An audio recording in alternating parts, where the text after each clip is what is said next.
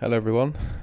Quick little FanTeam episode while I have a spare 5 minutes. Unfortunately, no Sam. We only had time to do the Sky One together yesterday, so I'm just while I'm free getting a quick FanTeam podcast out.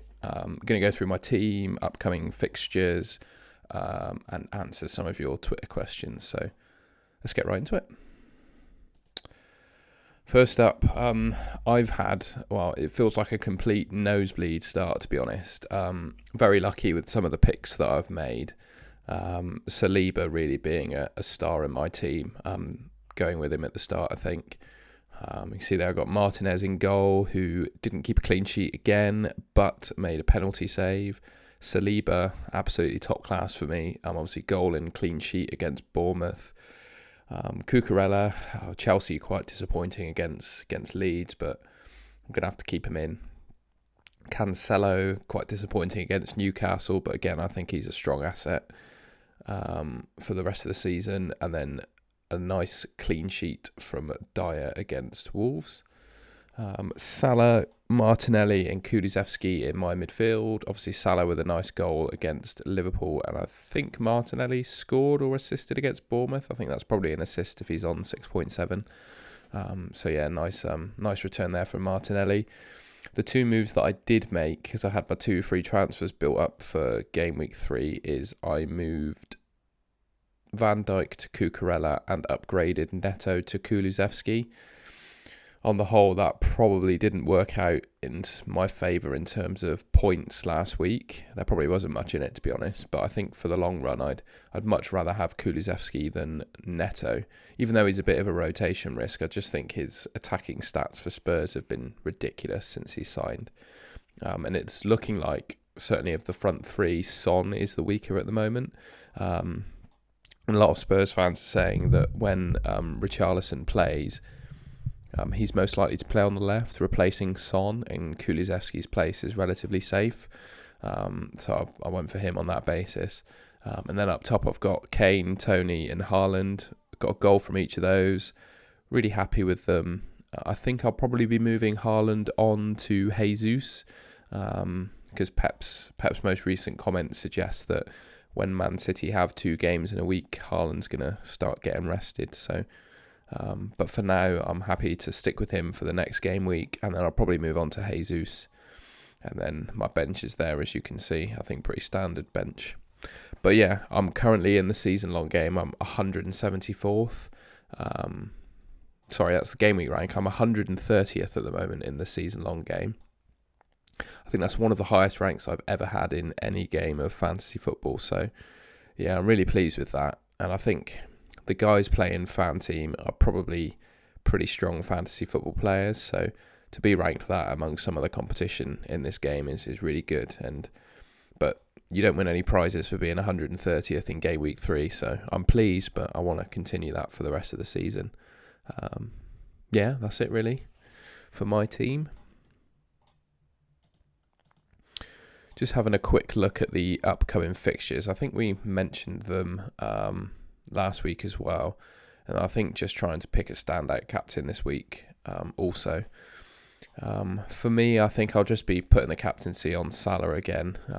Obviously he's probably the best player still in fantasy football games, and I think from what I've seen of the Premier League, for me personally, the 2 weakest teams in terms of defensive performance at the moment are Bournemouth and Aston Villa. Aston Villa aren't considered a difficult fixture, but in terms of the fixture ticker or what have you. But yeah, I just think they've looked one of the weakest defensively to start. Excuse me. But Bournemouth, I think, are the whipping boys of the league at the moment. They haven't really improved since being promoted. Fulham are looking like a decent Premier League team, and Forest have signed 1 million new players. But Bournemouth are looking like a championship team fighting in the Premier League at the moment. So I think Salah at home to Bournemouth will be my captain. And just to mention, as I always do, I can't take credit for this. This is Ben Crellin's. He's made this fixture grid, and I'm just using it for the purposes of the pod. But yeah, just looking at those fixtures, just looking at teams with some standout fixtures really. Arsenal for one. Like I said, I think I'll be moving on to Haaland onto Jesus, which will have me tripled up on Arsenal. I'm very happy to be tripled up with the fixtures they've got up until sort of game week 8 or 9. Brentford, also some really strong fixtures, so I'm a proud Ivan Toney owner. They've got Everton, Palace, Leeds, Southampton, Arsenal, Bournemouth, Newcastle, Brighton in the next 7, apart from the Arsenal game, which I think they could score against, to be honest. I think those are some really nice fixtures. Brighton 2, they're looking pretty good in terms of fixtures. I know a few people are going for Pascal Gross, and I wouldn't really want to talk them out of it too violently. I think Gross is a decent option. Only interesting point of note on him is that McAllister took the penalty at the weekend, so I think most are probably thinking that Gross is on pens, but a bit interesting that McAllister took one. But yeah, just want to monitor. But yeah, I think in terms of fixtures, really, Chelsea also have decent ones. I know they performed pretty terribly against Leeds, but I do think they'll bounce back in some of those fixtures to come, and they've got a nice little run, apart from the Liverpool game, right up until game week 12. So yeah, that's part of my reason for bringing in Cucurella, really, is I like the Chelsea fixtures. And Liverpool as well, they haven't been playing particularly well, but their next 4 are still decent. I am questioning the Liverpool defence, though.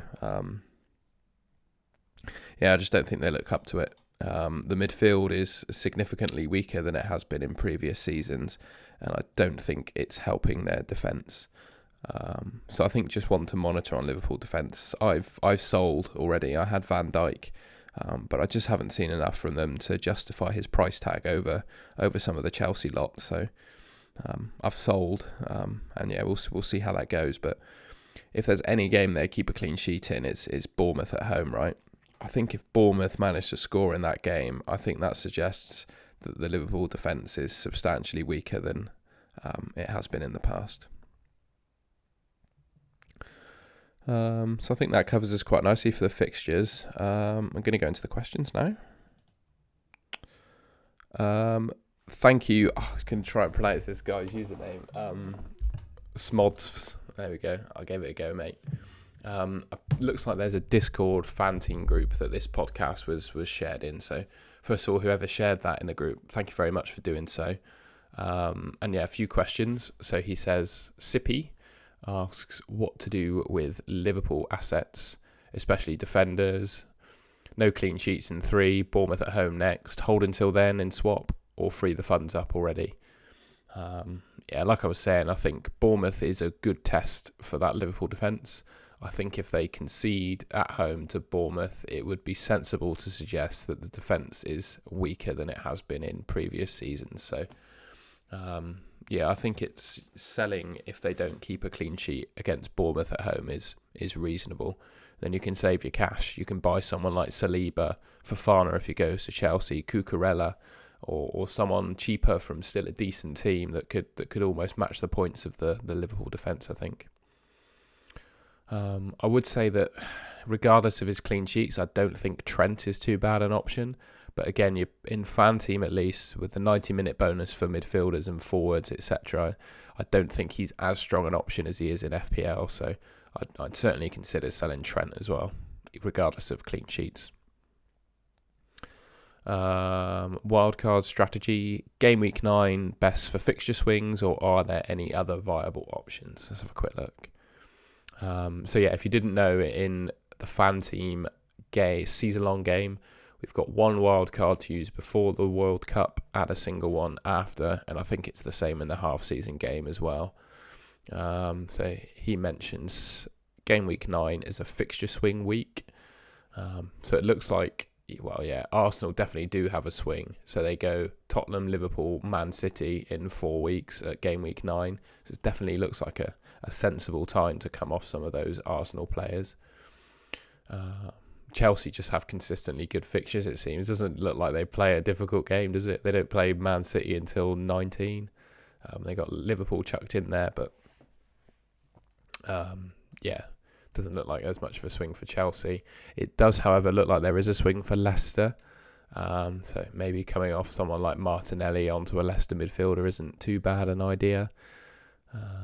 Any other big swings? To me, yeah, it looks like 9 is a bit of a swing for for Arsenal, and Bournemouth. You're not going to want to buy Bournemouth players, are you? I think it's just the Arsenal, isn't it, on game week 9 by the looks of it, unless I'm missing anything obvious, which I don't think I am. Yeah, Arsenal and Leicester seem to have a bit of a turn in game week 9. For me, and I don't know if this will apply this season, but I had my success with my wildcards in FanTeam last season using it when I needed to. As opposed to planning when to play my wildcard on a fixture swing, I didn't wait as such, but I waited till a point where I had real issues in my team that would require multiple transfers to fix that I didn't have in the bank. I just played my wildcard then and sorted my team out. And I think the same will apply this season as well. So I'm personally not locking in a week to play my wild card. I'm just taking it week by week, seeing how we go in terms of injuries, suspensions, how teams are looking, and then going from there, really. I think game week 9 is a good time to play it. But again, I think it's really only Arsenal and Leicester that seem to have major fixture swings. I think he was also talking about playing it in game week 4. And to be honest, if you were saying 4 versus 9, I would suggest it's better to play it in game week 4, just because there are more teams with good fixture runs of players you might not own. So likes of Brighton, you could buy a couple of their defenders at 4.5. Brentford, really fantastic fixture run for the next few weeks. Arsenal, obviously, if you're not tripled up, I'd recommend to people that they try and buy some Arsenal assets. But again, it's just whether you can do so within your allocation of free transfers or not. But for me, I think wildcard playing, I would prefer to play it in game week 4 than 9. But overall strategy with wildcards, for me at least, is when my team needs a complete rebuild, then I play my wildcard. And I think there will be sufficient opportunity for me to do that before the World Cup. So sort of doesn't answer your question as such, but I think hopefully that helps regardless. So Sippy asks about some cheap enablers, 4.5 million mids, 5 million forwards, etc. Well, you see my team, mate. I've got Dewsbury Hall. I did have Gibbs White as well as the Wolves player, but I think that Dewsbury Hall is better asset. Seems to be playing pretty much every game, getting the odd goal, playing for a decent team in Leicester. I do think Dewsbury Hall is the pick of the 4.5 million mids. I was talking about Saliba. I think at 4.5, he's looking like Arsenal's best player, or best defender at least. So I think you've got to go for Saliba at the value that he is this season. He's 0.5 cheaper, I think, than the rest of the starting Arsenal defenders as well. What else in terms of enablers? Not an enabler as such, but Tony at 7.5 I think is an excellent fan team option. For me, as you saw my team earlier, I've gone for a 4-3-3.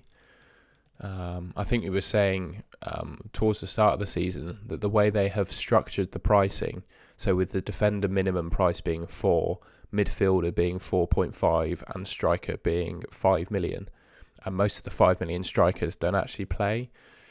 FanTeam is sort of forcing us to pick 3 strikers by doing that, because you can save money by picking like the likes of, I know he's not playing, but Perraud for 4 million in defence. I think FanTeam have done that on purpose for us to pick strikers, and personally, I think 3 up top is the way to go. So I wouldn't be looking at any of the 5 million strikers, to be honest. And yeah, for me, pick of the 4.5 million mids are probably Dewsbury Hall as number 1. I'm just going to have a quick look at the point scoring as well, because I've already got Dewsbury Hall, so I've not needed to do much research into the midfield enablers. But I do think with Gibbs White, he's good enough as well. Forest have paid good money for him, so I think he will play a number of games for them as well. I'm just going to have a quick look at the 4.5 million mids.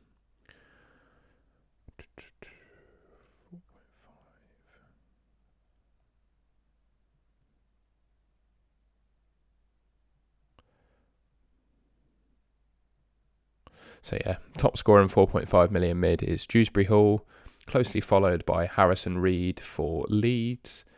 And I think, he's not got any attacking returns, but he's played 3 lots of 90 minutes. So if you were looking to double up on the 4.5 million mids, I think I would go Dewsbury Hall, Harrison Reed or Gibbs White, because I still think Gibbs White will play for Forest once he beds in and probably get some attacking returns. So that's my thoughts on the midfielders.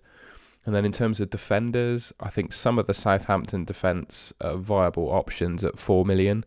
Like the likes of, well, maybe not. I thought Salisu had been playing. I think he has, but he's on minus points at the moment. But I think Pascal Struijk from Leeds is looking like the standout 4 million defender.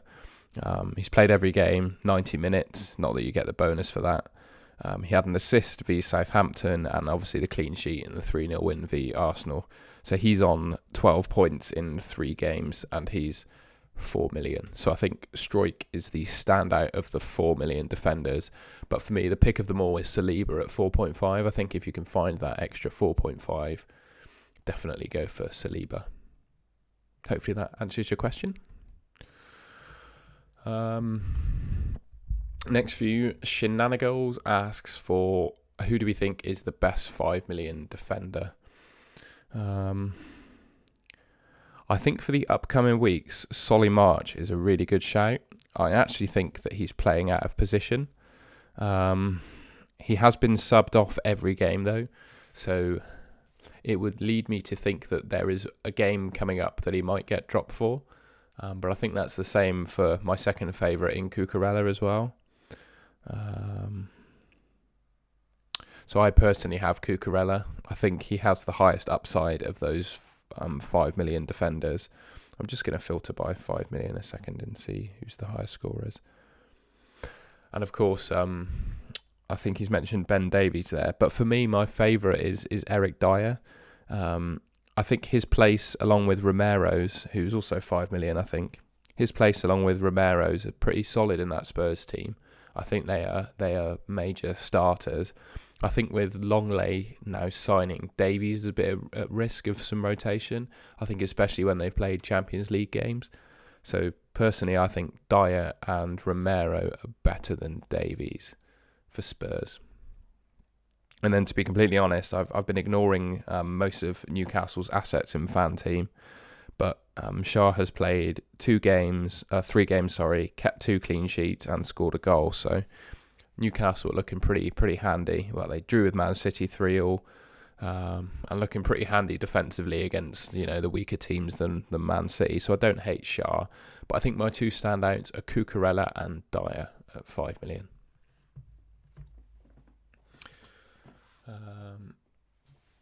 So Luke is saying, should we stick to Salah, Kane, Haaland, Jesus captain picks every week, or go for differential picks sometimes?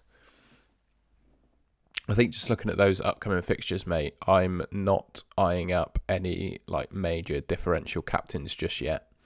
I think if we get any double game weeks, etc. in the future, then I think that's a differential captain with 2 fixtures in a week is warranted. But I think when Salah, Kane, Haaland, they're all playing single games, and I think pretty much one of those players has a good fixture every week, I think it makes sense just to stick the armband on those because they're big money, but they're the best players in the game. And they're the price and ownership they are for a reason. So I do think it's worth going just for those 4 pretty much every week until one of the smaller or weaker teams gets a double game week, in my opinion. So Yakubu's asking, after the first 3 game weeks, unsure which 3 from City are the way to go. So he currently has Cancelo, Gundogan and Haaland, but KDB looks to be on fire. I think Cancelo is a good option. I think Haaland is a good option. I think Gundogan's a good option. And I think KDB is a good option. If I were to pick 3, the thing is when picking Man City players for me is I like to pick the ones that play the most. And I think the old adage with Man City for me anyway, the 3 that play the most are Edison, Cancelo and Kevin De Bruyne. I think those are the 3 safest Man City picks you can have. Haaland, for example, I think with Pep's comments about 2 games in 1 week and him not being in the team every game, I think puts me off him once the Champions League starts. I think you could downgrade him to Jesus, for example, go for Tony and Kane as your other 2 strikers, much like I'm going to do, and then spend the Haaland money elsewhere on players that will play. That's just my thoughts. But yeah, I think my favourite 3 Man City assets, as always, are Ederson, Cancelo and De Bruyne. So Jack asks, and thank you for this question, Jack. A thing to announce. We've been a bit higgledy-piggledy with the timings of our podcast, as you can see. It's just me on my own at the moment, just trying to fit them in. We did try to get Jack on this week, but timings just didn't allow. So hopefully next week or week after, Jack can come on as a special guest and we can talk some FanTeam with him and have some new info from someone different. But he's asking, with the price rises estimated to take effect before the next game week, which players will you be targeting? I'm looking at one of the Leeds boys and also Zaha. I think looking at the team that I showed on screen, mate, the one player that I'm going for is Nick Pope. I can't remember the website because someone has sent me, similarly to FPL, a graphic showing the probability of price rises for each player. I'm going to see if I have it. Yeah, it's on FF stuff. So ffstuff.co.uk. Lovely guy called Frank owns that website and sets it all up. And if you go under the FanTeam ticker, there is a player predicted price changes. And I'll just read through some of the top ones and their price rise or fall percentage. So top of the list, probably quite an easy one to predict, but it's William Saliba. He's got a 131% chance of going up in price. Next is Pascal Gross at 127. Dean Henderson at 98%. Adam Webster, 4.5 defender for Brighton, 96. Solly March, 95. Xhaka, interesting, he's 93%. Rodrigo for Leeds is 92. Veltman, 88. Martinelli, 86. Nick Pope, 77. Dyer, 66. Pascal Struijk, 62. Interesting on Struijk. I thought he'd be a lot higher with being 4 million and the points he's got. Jack Harrison, 61. Jesus, 57. Dunk, 55. And Odegaard, 52. So in terms of the percentage, that list there is the players that are more likely than not to go up in price. And then in terms of going down, top of the list is Luca Dean. He's 114% to go down. Martinez from Man United, 93%. I mean, Virgil van Dijk, people might have him. He's due to go down in price, but 87% chance of doing so. Trent, actually, which is quite interesting. He's currently predicted with an 80% chance of going down in price. I'm just seeing if there are any other big names that people might quite commonly have. So Robertson, 73% chance of going down. I think that's it really for the big picks. Bowen, actually, I don't think too many have him, but he's over 60% chance of going down. Matty Cash at 60. I think that's it really for the common picks, but interesting to see that Virgil van Dijk and Alexander Arnold are likely to go down. And the thing with FanTeam, which is different to FPL bases all their price changes on popularity of players. So they go with the trends of people buying them. Whereas FanTeam, I think it's a subjective decision by some people as to how the players have performed in terms of what their price will do. So basically, and they're usually pretty decent decisions in my opinion.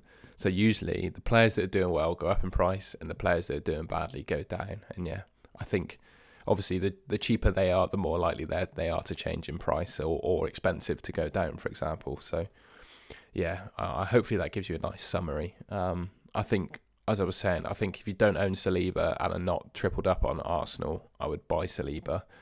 And if, like me, you've got Martinez in goal, I think I'm going to buy Nick Pope this week before his price goes up because I won't have the cash to buy him otherwise.